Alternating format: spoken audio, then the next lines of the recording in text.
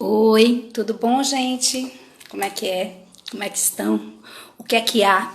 Eu adoro esse cumprimento. O que é que há? Então, o pessoal já está entrando aí. Olá, como estão? Tudo bem? Gente, olha, eu organizei nossa conversa hoje a partir das perguntas que ficaram de ontem. Então, primeiramente, eu quero. Antes de eu falar do que aconteceu ontem, eu quero falar um pouquinho sobre a dinâmica da frequência e da síntese. A frequência é uma exigência de um órgão da universidade, né, que tem o nome de CISPROEX, que é o órgão responsável, é o setor responsável pela certificação. Então, não sou eu que estou exigindo, claro, eu trabalho para a universidade tem um rigor. É claro que sou eu também que estou exigindo, porque eu trabalho junto com a universidade. No entanto, faz parte do processo de protocolo para a certificação. Então, eu preciso comprovar a presença. Como eu vou comprovar a presença de vocês numa transmissão online? Através de um dispositivo que a gente gera, um formulário ou então uma assinatura eletrônica. Por isso, criamos esse formulário diário. Então, quem não assina, quem esquece de assinar, eu não tenho o que fazer, porque eu não tenho como comprovar. Como é que eu vou voltar no tempo e gerar essa assinatura? Eu não tenho como fazer isso. É cada pessoa que vai lá no formulário, clica nesse link.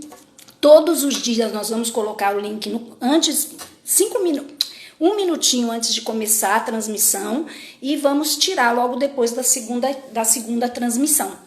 Então eu peço, por gentileza, que vocês se organizem. Eu já estava vendo aí o pessoal já se preparando para entrar, então seguidores, tal. Vão lá logo, vão lá, observem, vocês já podem, né, preencher o formulário. Ou no intervalo, que a gente sempre dá 10 minutinhos de intervalo, vocês preenchem porque é muito rápido. E no finalzinho, quando eu terminar, eu vou dar um tempinho e depois eu retiro. Porque é justamente para o controle da presença das pessoas que estiverem durante a transmissão ao vivo. É como uma aula. Vocês podem assistir depois, quem quiser pode assistir depois, mas não vai contar a presença. Isso para as pessoas inscritas. Pronto, isso aí é uma exigência do CISPROEX. Agora, a minha exigência como docente são as sínteses. No entanto, as sínteses não substituem a presença. É a presença, o formulário preenchido e as sínteses. Então, são 2 sínteses no final da semana que vocês vão entregar por e-mail, aquele e-mail que eu mandei para os inscritos acerca das interações, das regras, tá certo? Então, vocês vão fazer 2 sínteses semanais. Sugiro que vocês façam por semana para não deixar acumular para o final, porque vocês vão ter que ter toda semana 2 sínteses. E uma dessas semanas, 3 sínteses, para poder reunir a carga horária de 30 horas, que é o 75% das interações. Eu acredito que agora espero que esteja claro, porque assim, eu já passei por e-mail, já passei mensagem, tem gente ainda que tem dúvida. Então, as sínteses não substituem a presença, tá certo? Agora, também não pode ser só a presença. Tem que fazer as sínteses. As sínteses aí é uma exigência da docente, né, da coordenadora do projeto, porque eu preciso minimamente ver a assimilação de vocês. Não vai ter assim uma correção, não vai ter uma pontuação. É a tarefa de realizar as sínteses. Tá certo? Quem tiver dúvida com mais detalhamento da síntese, pode mandar um e-mail que eu respondo, para a gente não ocupar muito nosso tempo aqui da parte teórica, da parte da interação. Bom, a segunda etapa é pedir desculpas por ontem. Eu sempre faço o cálculo certinho de 50 minutos.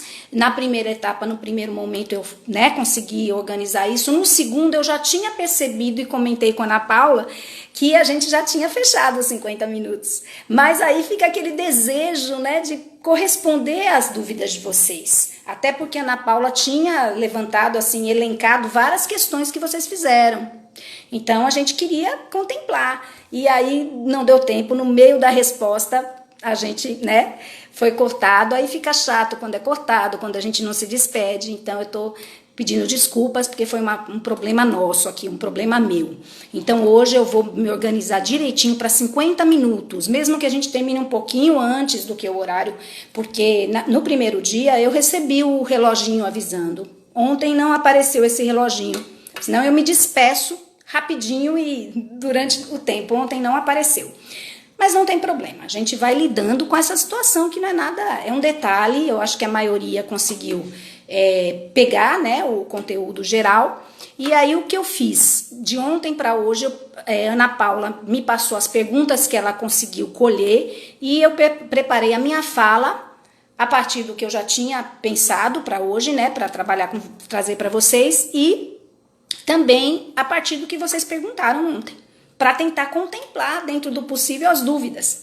E que eu percebo que são de natureza, as dúvidas de vocês, elas têm a ver com a amplitude da psicologia analítica. Então eu fico feliz porque é um desejo de saber mais, que bom, mas assim, tem muita coisa aqui que vocês perguntaram que é na profundidade, é no processo, ao longo do passeio. Não sei se vocês leram a publicação que eu fiz de ontem, acho que foi ontem ainda, trazendo um pouco essa questão de que vamos entrar na psicologia analítica sem ansiedade de conceituar tudo. Vamos deixando que essas coisas cheguem. É como quando a gente vai vir fazer uma viagem. Não dá pra gente conhecer tudo de uma vez, né? Vocês já devem ter tido experiência de chegar num lugar novo, você quer visitar os pontos turísticos, você quer conhecer alguma coisa que todo mundo fala que é gostosa, uma comida, né? Mas no primeiro dia, quando você chega, você não vai conseguir conhecer tudo. Então, num primeiro encontro, numa primeira aula, né, vocês fizeram perguntas da ordem da sincronicidade, por exemplo, sobre a questão se existe coincidência, para Jung, para psicologia analítica, a gente não vai conseguir responder assim, porque a gente está trabalhando ainda com fundamentos, né? Uma casa ela não vai se erguer sem a estrutura básica, sem a sua fundação. Fundamentos, é o básico, é o que a gente está comendo. Então, eu sei da ânsia que a gente tem de aprender, isso é muito positivo, mas eu percebo muitas vezes, no processo da sala de aula também acontece isso. Os estudantes perguntam o que a gente ainda vai chegar. A gente vai chegar, certo? E aí, se ao final desse processo todo, até setembro, eu não tiver conseguido contemplar vocês aqui nas dúvidas, aí vocês pontuem, professora, não estou satisfeita, não me respondeu. E de qualquer forma eu não vou responder tudo mesmo, mas assim, dentro do possível, né, do que a gente pode trazer como alguma orientação, alguma iniciação a essa resposta. Aí eu gostaria que vocês realmente questionassem, olha, não me contemplou e eu não estou satisfeito ou satisfeita com as respostas, com a forma que o trabalho foi realizado. Aí eu também vou me dispor a trazer para vocês mais informações e mais conteúdo e mais conhecimento. O que a gente puder, a gente vai estar tentando ajudar vocês. Mas eu fico feliz com as perguntas. As perguntas significam mentes pensantes, né? Vocês estão aí em ebulição e isso é muito bom para quem está trabalhando. Ainda mais quando a gente vê aqui, né, vocês falando, boa tarde, não sei o que, mas eu não estou vendo vocês, então dá uma sensação estranha. Mas eu sei que vocês estão aí com a cabecinha, né, saindo fumacinha. Bom, outra coisa que a gente combinou ontem foi sobre os 4 elementos. Então agora eu vou dar uma olhadinha. Isso, Abraão, primeiro o alicerce. É isso aí, primeiro o alicerce, depois é o edifício. Se não desaba, né? Se a gente já quiser, mas é natural. Quando a gente está conhecendo uma coisa, a gente quer, mas e isso e isso? Né? As questões da nossa desequilibração, que Piaget chamou, né? Que não é um desequilíbrio, mas essa sensação de que, eu não sei, eu quero saber mais. É muito bom, muito rico. Vejam só. Eu falei ontem para vocês dos 4 elementos. Então eu gostaria, obrigada, a conexão tá ótima. Hoje, o que eu fiz, inclusive, em relação à conexão? Alguém colocou lá, isso é importante também, deixem os comentários de vocês no formulário, se der tempo, quando der tempo, porque os comentários não substituem a síntese, tá, gente? Mas é bom os comentários. Aí alguém colocou, fica perto do modem, do Wi-Fi, na verdade é roteador, né? Então o que eu fiz? Eu mudei realmente de lugar. Eu vim para o lugar onde tem mais a conexão, onde está o roteador. Ontem eu estava num cômodo da casa onde não estava o roteador.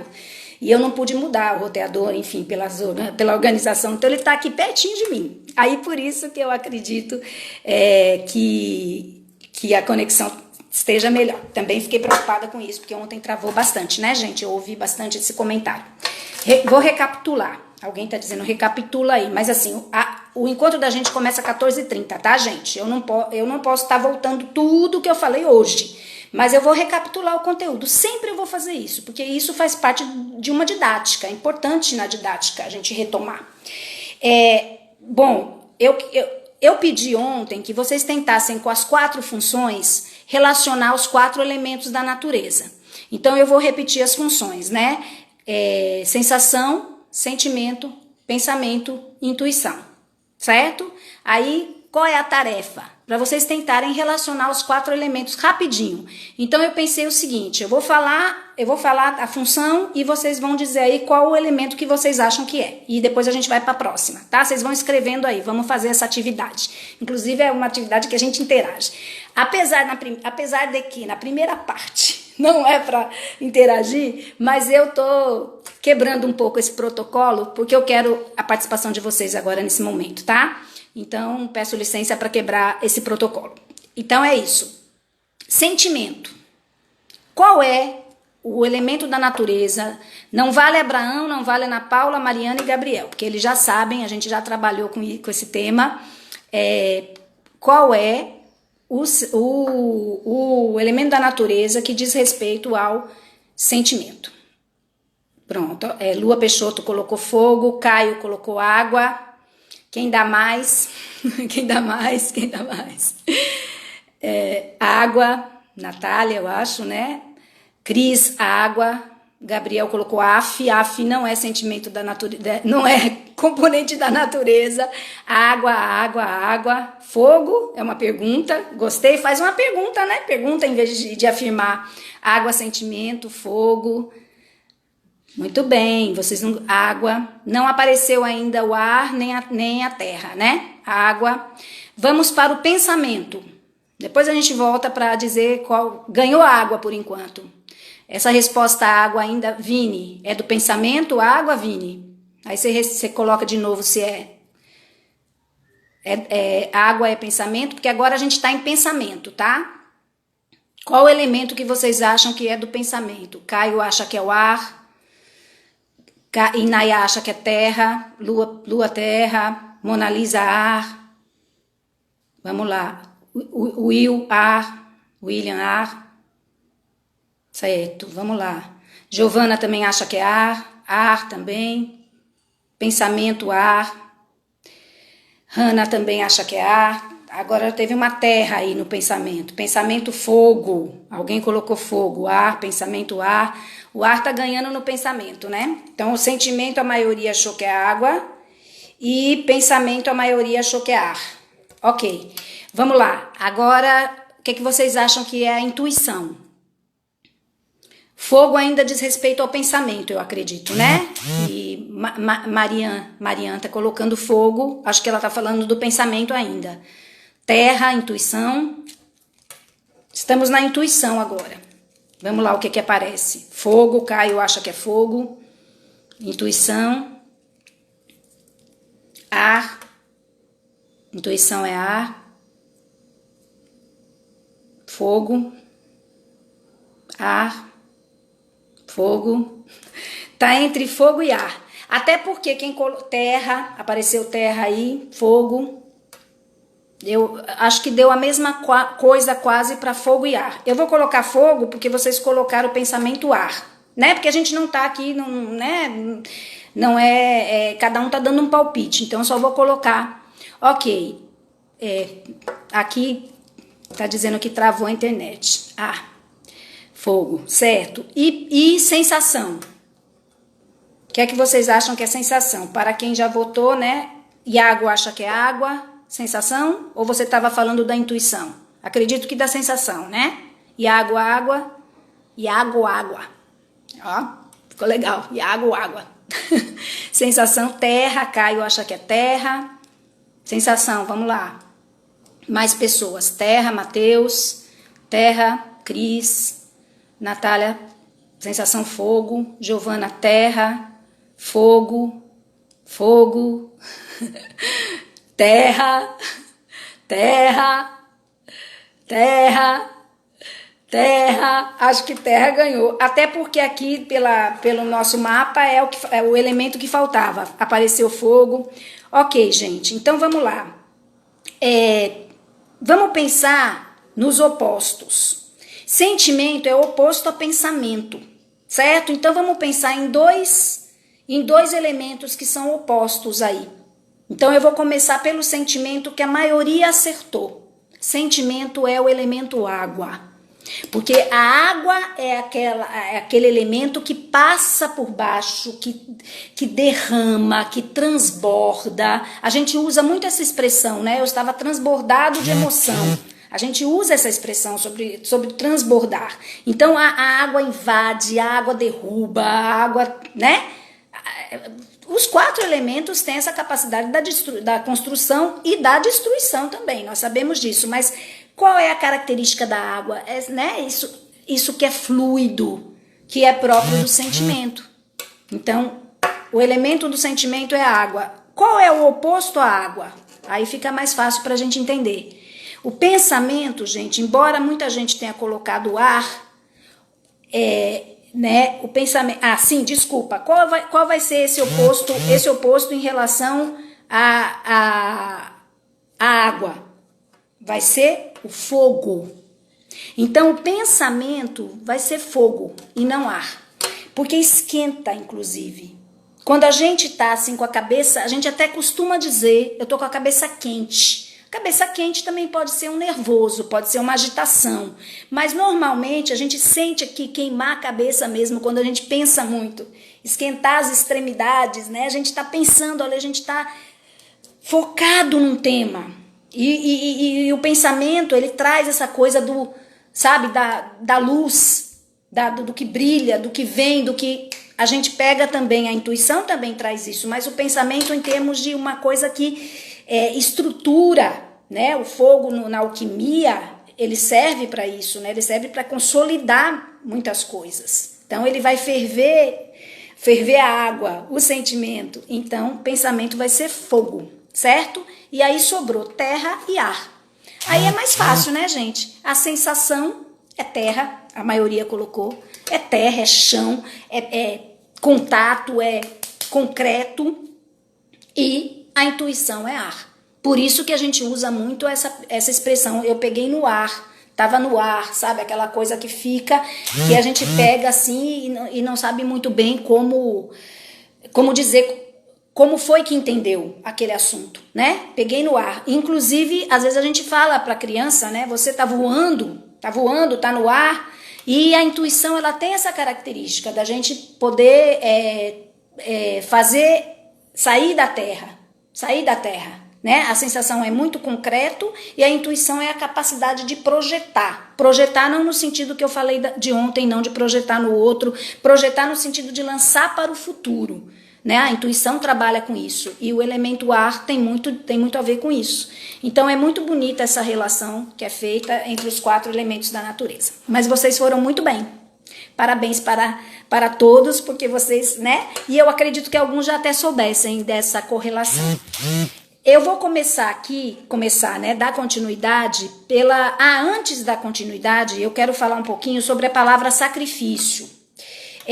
Eu, no primeiro dia, eu falei um pouco sobre esse capítulo do sacrifício, que Jung, que foi o que fez com que ele se separasse de Freud, essa publicação, né, do sacrifício, e que depois foi para a obra, para o volume Símbolos da Transformação.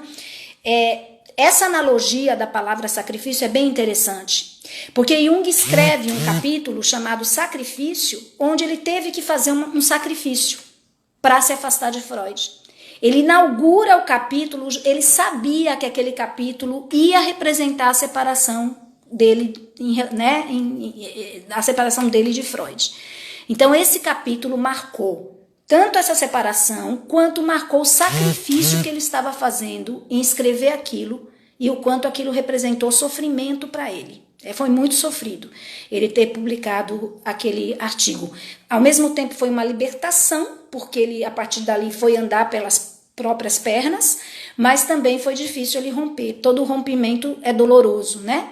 No momento do rompimento. E aí lembrando para vocês que a palavra sacrifício, quando a gente separa, essa é uma das interpretações, né, Mona Lisa? Ela está colocando que fica aberta às outras interpretações. Claro, eu estou trazendo uma perspectiva interpretativa. Nunca a gente tem uma interpretação só. A gente já falou sobre isso, inclusive, no primeiro encontro, né? Eu acho que, não sei se ontem eu comentei sobre a interpretação. A interpretação é uma área, né, da hermenêutica, é uma área acadêmica que a gente não tem uma só. Graças a Deus a gente não tem uma só, mas aqui eu estou passando para vocês muito do que está escrito, do que ele mesmo falou, do que o próprio Jung trouxe sobre a questão do que representou esse capítulo do sacrifício. E sacrifício, se a gente pegar a palavra e separar, a gente vai ter sagrado ofício, sacro ofício, quer dizer, o trabalho sagrado. Olha que coisa interessante, essa palavra acabou virando, né, algo que é difícil, que na maioria das vezes é doloroso, mas é um ofício sagrado. Tem a ver com ele fez um contato também com o sagrado dentro dele, com a ideia dele em relação a aquele rompimento com algo que também era importante e vital. Então foi um ofício sagrado e representou o ofício, né? Quando a gente diz assim, poxa, eu tenho que trabalhar, que sacrifício. Poxa, que bom que é um sacrifício trabalhar, porque é um ofício sagrado. Você está trabalhando na perspectiva sagrada, né? E aí eu vou para uma pergunta que alguém trouxe ontem sobre essa questão da vulnerabilidade, a empatia com a psicologia analítica. Então, essa questão da vulnerabilidade, da empatia, ela tem muito a ver, gente, com o quinhão. Jung fala que o autoconhecimento é para que a gente também, para que a gente contribua com o nosso quinhão na sociedade. Eu me melhoro, eu me trabalho para me conhecer, para me tornar uma pessoa melhor. Para me tornar uma pessoa melhor, para quê? Para quem? É só para eu mesma? É só para eu me sentir melhor comigo? É também porque eu tenho um legado. Eu tenho um legado, né, no sentido do que vem, e eu tenho um legado como missão também. Eu tenho que deixar alguma coisa aqui. E aí o que acontece? Cada existência tem a sua missão, que ele chamou de quinhão, que seria a tarefa do ego. A tarefa do ego em relação à questão, ao que a gente precisa, a nossa parte na sociedade. Então esse trabalho da vulnerabilidade, porque a pessoa colocou alguma coisa sobre vulnerabilidade e empatia, são coisas diferentes, mas eu olhar para essa vulnerabilidade, eu gostei que alguém pontuou isso, porque nosso grupo está fazendo um trabalho de ação solidária, nosso grupo começou a partir das ações solidárias, com um projeto de extensão do DCV, Departamento de Ciências da Vida, que está promovendo uma condição de alimentação para a comunidade do entorno da UNEB.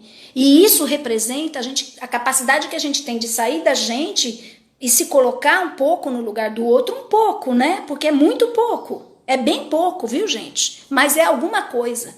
Da gente se colocar um pouco no lugar do outro e ter empatia por esse momento, né? Pelo outro, e fazer nossa função social. Eu acredito muito na psicologia com essa transformação, como essa transformação social também. E Jung fala disso, Freud fala disso. Larissa terminou a live dela trazendo uma citação de Freud sobre isso, né, do mal-estar, da civilização, que tem a ver com essa parte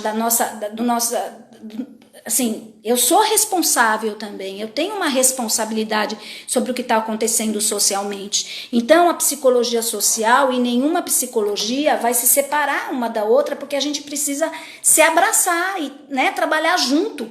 Não faz sentido se eu não tiver uma função social. A gente se forma em qualquer profissão para quê? Para cuidar de alguém, para cuidar do outro. Todas as profissões são voltadas para cuidar das outras vidas, das nossas vidas. Não é só o médico que cuida, todo mundo cuida. Cada um cuida de uma esfera da vida, mas está todo mundo cuidando. A gente se profissionaliza para fazer um serviço à sociedade. Agora, eu acho que é uma coisa um pouquinho mais profunda, no sentido de que tem um quinhão mesmo, que não é meu trabalho, traz uma contrapartida de renda também. Tem uma parte dessa ajuda solidária que não é renda. É voluntariado, mas não é voluntariado de assistencialismo por si só. É voluntariado de comprometimento. Então, nosso país precisa abraçar mais esse lugar do voluntariado, entendeu? Porque a gente vai receber outras coisas, que não é dinheiro, mas é outro tipo de... Eu sempre sinto isso, que quando a gente dá, a gente recebe muito mais. Então, é o ciclo que faz funcionar. E até minha experiência pessoal, assim, com esse trabalho, minha experiência, né, não precisa dizer pessoal, é que eu tenho visto como está crescendo essa rede. Como as pessoas até me procuram. Iris, como é que está a colaboração solidária? Vocês ainda estão recebendo? Muita gente ajudando, gente. Muita gente chegou mesmo e a gente foi criando uma grande rede. Tanto é que eu acabei fazendo um grupo chamado Grupo Amigo, que é o grupo das pessoas que sempre ajudam, Ajudam, sabe, mais de uma vez, porque elas entendem que é um processo que precisa ter continuidade, que não adianta ir lá, né? Claro, cada um vai ajudar como pode, quando pode, mas vocês entendem o que eu estou falando, é algo que precisa ter um movimento constante. Então, fazendo a ponte com o que alguém perguntou ontem, essa empatia, ela é fundamental ao terapeuta, ela é fundamental nesse olhar do social. E eu penso que a psicologia, algumas situações, não todas, mas há uma certa reserva em relação a esse papel social. E agora eu vou fazer uma ponte com o inconsciente coletivo. Por que Jung foi no inconsciente coletivo? Porque a resposta, gente, está no coletivo. Isso que está acontecendo com a gente agora é uma mensagem do self. Aí eu acho que vocês vão entender melhor o que eu comecei a falar ontem. É uma mensagem do self para a humanidade. A Covid, o coronavírus, é um símbolo. Ele representa um símbolo para a totalidade. É a hora que o ser humano, aconteceu um monte de coisa e o ser humano não olha. Então precisou acontecer algo muito duro e do ponto de vista planetário para que a gente, e olhe lá, viu? Ainda tem gente que não está olhando, que não consegue fazer uma transformação. Para que a gente olhe profundamente, que a gente vai precisar, não tem planeta B, pelo menos até um momento habitável, que a gente possa mudar. Então a gente tem que cuidar daqui, a gente tem que mudar aqui. É aquela velha, né? Vocês já devem ter lido isso, né? Precisamos cuidar das nossas crianças para o planeta, mas precisamos cuidar do planeta para as nossas crianças. Então a gente vai ter que ter o ser humano, né? O homem civilizado, Jung vai falar disso. Ele tem uma atuação que é extremamente primitiva. Não, primitiva é uma coisa positiva, primitivo não é negativo, mas primitivo no sentido de que ele, pela sobrevivência, vocês entendam aqui, né, que não é a sobrevivência primordial, mas é aquela coisa que vai destruindo e que vai achando que isso é permitido porque a sua casa, você pode destruir sua casa dessa forma? Não, você tem que cuidar da casa. Então a gente precisa cuidar da casa interna e cuidando da casa interna a gente vai cuidar da externa. Então, esse processo de autoconhecimento, ele está a serviço disso. A gente poderia chamar de individuação coletiva, sabe? Individuação social. Aí tem autores pós-junguianos que vão fazer essa ponte com essa psicologia que chega mais perto da coletividade. Mas Jung deu esse primeiro passo quando ele trouxe a humanidade mora em mim. Existe um inconsciente que precisa se manifestar na consciência coletiva. ele está a serviço de uma consciência, na consciência de cada um, para que aconteça na consciência coletiva. Então vejam como a psicologia analítica dialoga muito bem com o que está acontecendo e com as funções sociais, com o lugar de cada um de nós na sociedade. Não é uma coisa separada da psicologia social nem de nenhuma outra, né? Acho que eu vou repetir isso o tempo inteiro. Agora a gente tem que tomar cuidado assim, porque não é para fazer uma transposição de teoria. É a gente pegar a teoria junguiana a serviço de uma ação, né, de uma ação social. A gente tentar trazer um conceito da psicologia social, não é o caso. A gente vai utilizar mesmo as ferramentas, a gente pode até ir para a psicologia social, estudar e deve ir, mas eu estou dizendo a vocês que necessariamente a gente não precisa fazer uma transposição teórica. A gente vai pegar o que a gente tem da psicologia analítica e colocar em prática. O psicólogo junguiano pode e deve ser um psicólogo social. Todos os psicólogos devem ser, né? Porque é para trabalhar com a sociedade. Você está trabalhando na clínica, você atende quem? A sociedade. Então, a gente fica pensando que social é só grupo. É cada um que vai estar inserido num grupo. Agora, dá para você fazer uma ação um pouquinho mais efetiva no coletivo. Algum trabalho voluntário. Eu tenho isso muito dentro da minha perspectiva humana mesmo, de estar sempre envolvida em algum trabalho voluntário.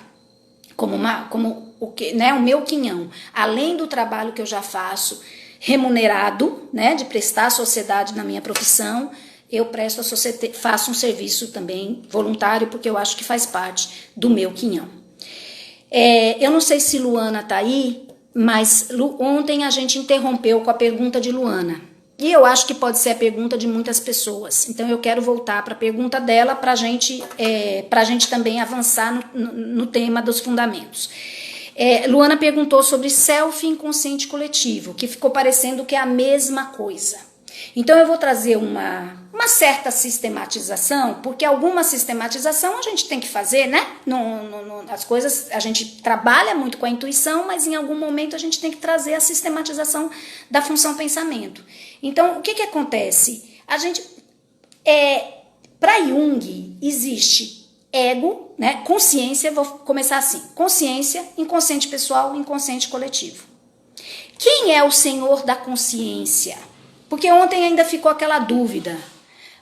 O ego é o inquilino. Explique melhor isso. Então, o ego é o inquilino do sistema psíquico, mas o ego é o senhor da consciência. Por isso que talvez tenha essa confusão. Só que a gente não pode se iludir, achar que a gente é só consciência e se identificar totalmente com o ego. Entendem? Então, o ego é o senhor da consciência, mas ele não é o senhor do psiquismo todo. Então chegando, quem é o senhor do inconsciente? O self. Então, para vocês entenderem, o self é um arquétipo do inconsciente coletivo, senhor do inconsciente coletivo. E como é que ele atua no inconsciente pessoal? Ele vai...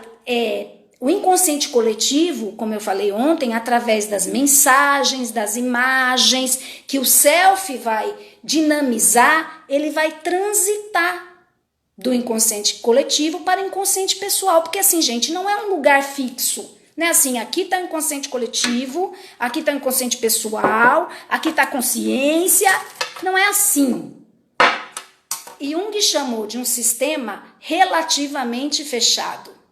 Ele é aberto, na verdade, ele é um sistema, só que ele não é aberto totalmente, porque senão o sistema psíquico aberto totalmente é uma psicose, porque aí não tem a membrana, eu gosto dessa palavra, eu acho que ela ajuda a gente a entender, não tem a membrana entre a consciência e o inconsciente, que aí o ego ele vai fazer esse exercício, porque o ego está na consciência, o ego não vai para o inconsciente, mas o self trabalha para que esses conteúdos emerjam do inconsciente, aí foi bem paulista, né? Emerjam do inconsciente, emerjam, para que cheguem à consciência, passando pelo inconsciente pessoal e chegando à consciência. Então, quem faz essa transitoriedade?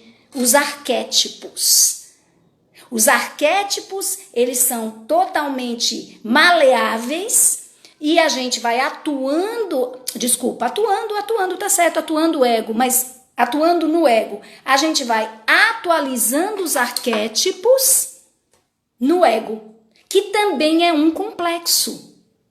Aí talvez ajude ou não ajude. O ego também é o complexo. Alguém colocou assim, ó, os complexos constelam no ego, isso, na consciência. A constelação do complexo vai acontecer na consciência, porque o complexo ele vai se descolando do arquétipo e ele vai se manifestar na consciência. Entendem? Aí o ego, como senhor da consciência, vai nortear e vai ter a tarefa da individuação, do processo de individuação. É melhor sempre a gente falar processo, porque individuação a gente não chega lá, né? A gente vai ter um momento aqui só para falar da individuação. Eu vou falar de etapa por etapa da individuação. Eu adoro essa aula. A gente vai chegar nela. Então, é isso. Existe, então, esses arquétipos que vão falar através dos símbolos. E o self é um arquétipo também. É o arquétipo gigante, vamos dizer assim, porque ao mesmo tempo ele é centro norteador da consciência, do inconsciente. Ele é a totalidade. E ele é o arquétipo que vai através das imagens, do que eu já contei para vocês ontem, dos sonhos, da visualização criativa, dos insights, da operacionalização da função intuição. Olha quanto são. À medida que a gente vai dando alimento para esse processo intuitivo, por isso que aquela citação do homem e seus símbolos, né, que Abraão levantou na pergunta dele, quando a gente conversou, tem a ver com isso, porque o ego é o norteador disso, norteador na consciência. Estão entendendo como é? Então, e aí Jung também vai dar um nome da instância do self de si mesmo. Mas por que ele traz essa terminologia? Porque o si mesmo é uma perspectiva que aí a gente, no avançar do trabalho, a gente tem a psique objetiva. E aí a psique objetiva é que vai ajudar a organizar isso. Mas isso eu estou falando agora para vocês saberem que existe ainda uma coisa que vai desenrolar, mas vai explicar melhor, vai explicar com mais profundidade. Mas nesse momento a gente não precisa estudar a psique objetiva. Mas só para vocês entenderem que existe esse deslocamento, existe essa dinâmica desse psiquismo que está sempre em movimento criativo, lembram disso? E a partir daí o ego vai atualizando esses arquétipos. Espero que tenha ficado claro. Se não ficou, na segunda parte a gente volta. Outra pergunta que foi feita, né? Deixa eu ver se eu coloquei mais alguma coisa aqui. Isso aqui é muito legal. Como é que a gente vai fazendo esse caminhar? A criança, alguém colocou aqui, né? Como é que equilibra as funções? Eu falei um pouco ontem e eu também vou fazer essa ponte com o self. A criança nasce com esse self pronto, com o self completamente privilegiado, mas o ego é infantil. O ego não foi educado para compreender o self ainda. Gente, eu acho isso genial, gente. Eu acho isso maravilhoso. A criança tem, porque todo mundo fala, mas a criança é uma alma que sabe tudo, a criança... É verdade, mas o ego precisa ser educado. Entendem? Porque ela não tem uma maturação de ego ainda. O que ela tem, que a maioria das crianças tem, é um contato com o self. Um contato direto, não tem intermediário. Criança tem verdadeiras visões e verdadeiras associações, as crianças brilhantes, que os adultos ficam assim, né? Menino, você tirou isso de onde? Conversa com o self ali, ó, o tempo inteiro. Mas ela não tem ainda um ego e nós, adultos, cristalizamos algumas coisas, então a gente muitas vezes bloqueia essa conversa com o self. Que a criança vem com esse self já, né? Mas é muito bonito isso, precisa da figura dos pais, da figura dos educadores, da figura do par mais adiantado da cultura, ajudá-la a desenvolver e maturar o ego, porque ela vai precisar ter consciência do self. Estão entendendo como é? O self está ali e ele se manifesta o tempo inteiro nos desenhos, nas imagens, nas viagens das crianças, em tudo que a criança traz, nessa relação que ela tem com o mundo mágico, né? Com a magia no sentido puro. Mas ela não tem um ego educado ainda. Então é o educador, né? Que significa educar, significa tirar aquilo que se sabe de dentro, Por que significa educar, tirar o que se sabe de dentro? Porque já está lá dentro, mas a criança não sabe que sabe. E então a gente vai precisar ajudar essa criança a ir amadurecendo esse ego, e o ideal seria uma educação que fizesse um trabalho no sentido do self. Mas a gente vai, muitas vezes, o processo educacional e social aí vai cerceando a liberdade e a criatividade da criança, e ela vai se distanciando do self. Então, pais mais sensíveis, educadores mais sensíveis vão conseguir conduzi-la a um trabalho de contato genuíno, porque ela, assim, esse contato ela já tem, mas de consciência do contato com o self. Aí, educadores desavisados, que não se trabalharam, não se trabalham, não vão fazer. Por isso que Jung disse, você só leva alguém até onde você foi. Essa frase também é uma das que eu mais gosto dele, que sintetiza, né? Você não tem como levar uma criança onde você não conhece. Então, como é que um adulto faz para uma criança ser feliz? Como é que um pai faz para o filho ser feliz? Seja feliz. Trabalhe a sua felicidade. Jung fala muito da vida vivida. A vida não vivida não vai prosperar um processo educacional para ninguém. A vida vivida vai. Então, as nossas experiências, o que a gente pode... A gente mostrar e ter consciência que nós estamos em processo de crescimento, de evolução. Isso é muito bonito e a criança vai junto.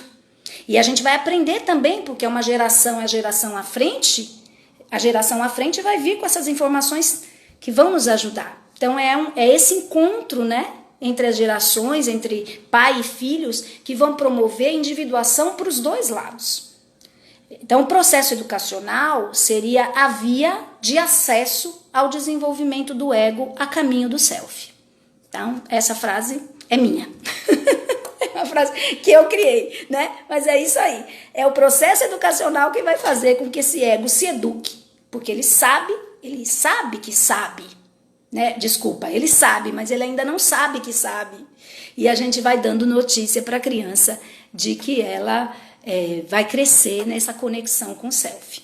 Certo? E essa seria a educação para a totalidade. Essa seria a educação da pessoa completa, ou da personalidade completa. Esse nome completo é complicado, mas é completo no sentido de a caminho de, não de completo alguém que está fechado e que não precisa mais nada. Não é nesse sentido, é no sentido do caminho. Lembrem sempre que individuação é um caminho. As perguntas aqui, vieram mais perguntas de ontem. Eu tô tentando seguir esse roteirinho de ontem, tá, gente? Para poder todo mundo, acho que eu já falei de praticamente tudo. Mas eu vou comentar aqui agora sobre uma pergunta um pouquinho mais delicada, que foi sobre a coincidência, né? A gente vai ter um momento também para falar sobre sincronicidade, mas veja bem, hoje banalizou. Alguns termos junguianos, na verdade, eles estão na boca do povo, na boca do povo. E, claro, a sabedoria popular tem um trânsito interessante, mas às vezes quando a gente já rotula, a gente já diz assim, isso é do inconsciente coletivo. Às vezes é o imaginário social, não é o inconsciente coletivo. Então se confundem alguns termos. Eu já sei que alguém vai perguntar qual a diferença entre imaginário social e inconsciente coletivo. Que é assim, a professora joga um negócio, daqui a pouco a professora, então qual a diferença? Então eu já vou dizer. O que acontece? O inconsciente coletivo, ele tem um poder maior de transformação desse universo. Não é algo que tem uma repetição, mas é uma repetição com sentido. É uma repetição alquímica. Aí vou chegar um pouquinho numa palavra meio complicada, mas é porque para poder falar de sincronicidade. Jung bebeu na fonte da alquimia.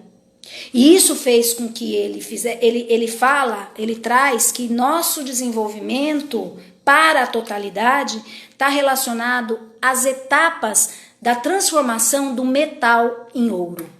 Então ele perseguiu cada uma daquelas etapas, né? Inclusive os termos que ele usa, já na segunda metade da vida, ele escreve sobre alquimia, né? Porque precisa ter já uma maturidade, ele usa os termos mesmo da alquimia. Né? Todas as terminologias que são utilizadas nessa ciência, nessa experiência alquímica. Então ele vai dizendo que assim, a pessoa é a própria é a pessoa que vai fazendo sua própria transformação alquímica.